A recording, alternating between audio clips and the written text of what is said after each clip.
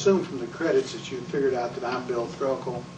Mrs. Irene Long and Ms. Ruth Baxter and I want to talk to you for a few minutes about, do you need a will, and if so, why, and the effect of a will. In the practice of law, lawyers are not very often asked, do I need a will? Usually if someone comes in, they've already made up their mind they need a will. But I assume there are a lot of people out there who may have the question.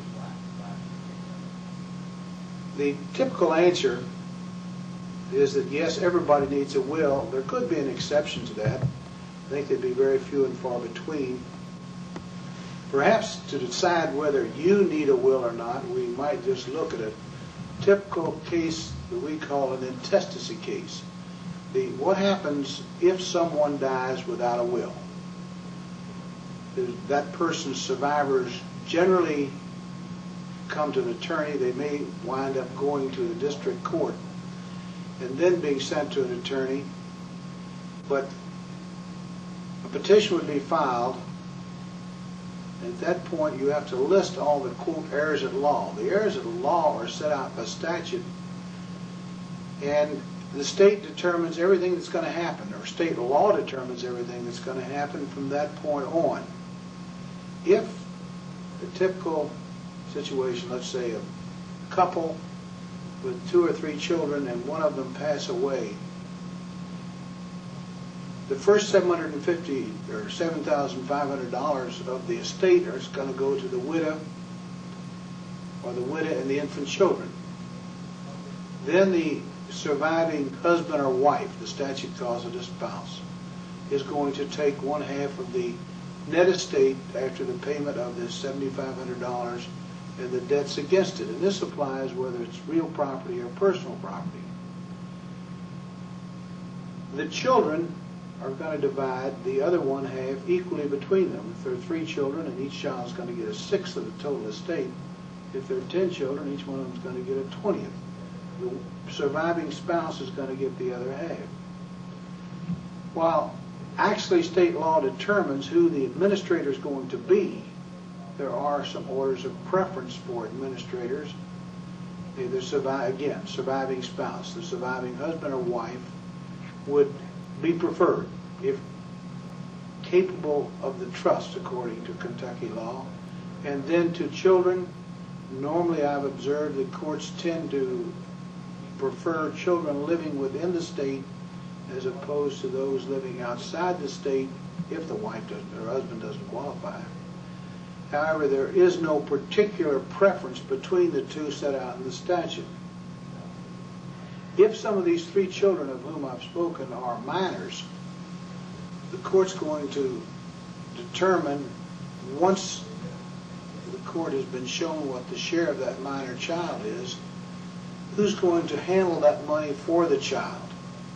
A small amount can be distributed directly to the custodian, but if there's any substantial amount, the custodian is going to be the surviving parent.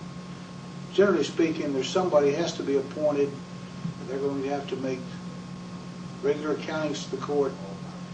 Very difficult to sell real estate, so that you need, particularly if you're a young couple and have or expect to have infant children, certainly you should have a will to take care of them. You need a will to do one other thing.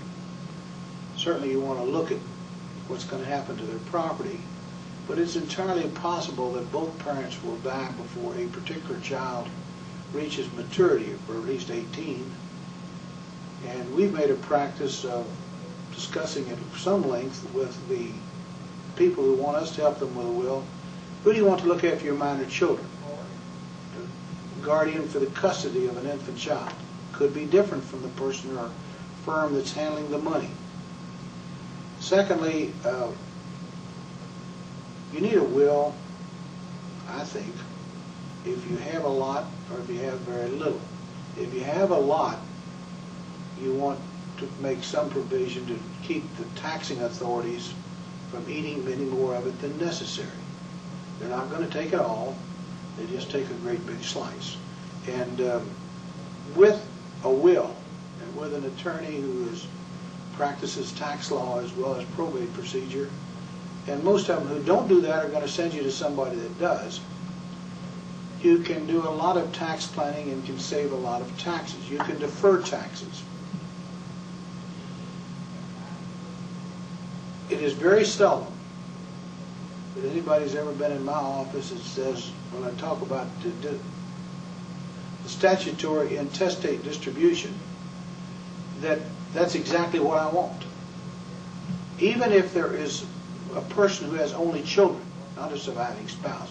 Generally, if there is a husband or a wife, most of the people for whom I've prepared wills say that if I die, I want my wife to have it, or if I die, I want my husband to have it, because I know they'll take care of the children.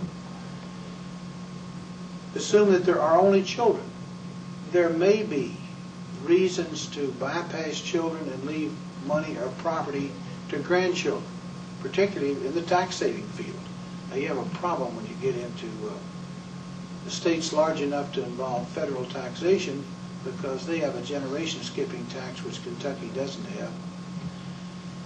You need to protect your children sometimes by setting up testamentary trusts to provide that they don't get all of what they're going to get at age 18. Because that's what's going to happen if you don't have a will. It's a whole bunch. The kid's going to get it, and some of them are going to take good care of it, and some of them are going to have a ball, and maybe that's just as well to get it out of their system. But most of us feel like it should be done on a systematic basis. Maybe wait and make sure that they have a chance to get through school, provide for their education, this sort of thing. I can't tell you your wishes won't be followed, because the district judge is going to do the best he can with the laws he has to work with, but he has to work within the framework of the law. And if you don't tell him by writing a will what you want done, your wishes are in a large measure not going to be followed. You have the problem of, do you want to leave keepsakes, heirlooms to specific persons, either within the family or without the family, or to minor children, this sort of thing. In the last couple of weeks, I've had several people in the office who were very adamant. They weren't as much interested in where they wanted their property to go, but to make doubly sure that it didn't wind up someplace that they didn't want it to be. Because the law of intestacy is very clear. It goes, certain people, it goes first to your children after the wife's bed is out, and if not, to your father and mother, then to your brothers and sisters, then to your nieces and nephews, and we don't have any of those. We go further back up the family tree, and lots of times there are people who would rather outsiders, non-family members, benefit from their estate than for some family member who has snubbed them or they feel has treated them poorly. So that sometimes it's as much to keep it from going somewhere as it is to make sure it goes where you want it to go. I said earlier that there may be a situation where there is somebody that doesn't need a will. Personally, I haven't really found one, but there, in some instances, there must be one. And I'm going to get Mrs. Long to tell you what are you going to do if you go into the lawyer's office and say, I think I need a will. Mary? Thank you, Bill. I guess the question that